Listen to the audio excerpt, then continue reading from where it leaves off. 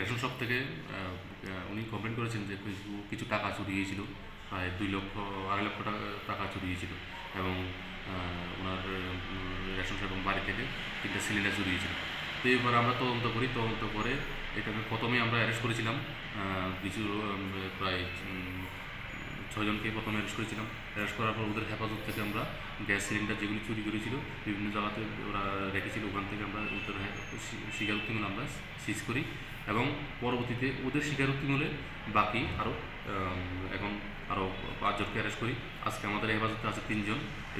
ওরা পুলিশ রিমান্ডে ছিল এবং ওরা পরবর্তীতে পুরা এই যে এই গ্যাংটাকে আমরা মানে প্যাক করে ওদের স্বীকারোক্তিমূলে সব কিছুই আমরা উদ্ধার করতে পারি। আর যে ক্যাশ টাকাগুলিও স্বীকার করেছে, বিভিন্ন জায়গাতে ওরা ভাগ করে মানে নিজেদের ডিস্ট্রিবিউশন করে ফেলেছে এবং খরচ করে ফেলছে। তো এই যে কেসটা পুরোটাই আমরা একদম ব্রেকডাউন করে ফেলেছি। মানে কতজন তারা টোটাল অ্যারেস্ট করা হয়েছে? টোটাল এই কেসে আমাদের 11 জন অ্যারেস্ট হয়েছে। কতদিন আগে এটা মানে কেস হয়েছিল আর কতদিন পরে এটা তখন আমরা ধরতে পেরেছি? এটা কেস হয়েছিল আনুমানিক আজকে থেকে 25 দিন আগে, হ্যাঁ, এবং কেস হওয়ার সঙ্গে কিছুদিন পরেই আমরা অ্যারেস্ট করেছি।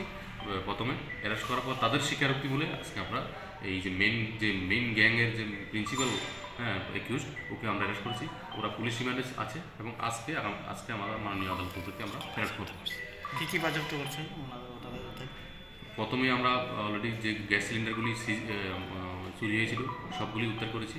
সিলিন্ডারগুলি এখন আমাদের থানাতেই আছে। আর ক্যাশ টাকাগুলি ওরা নিজেদের মধ্যে খরচ করে ফেলছে।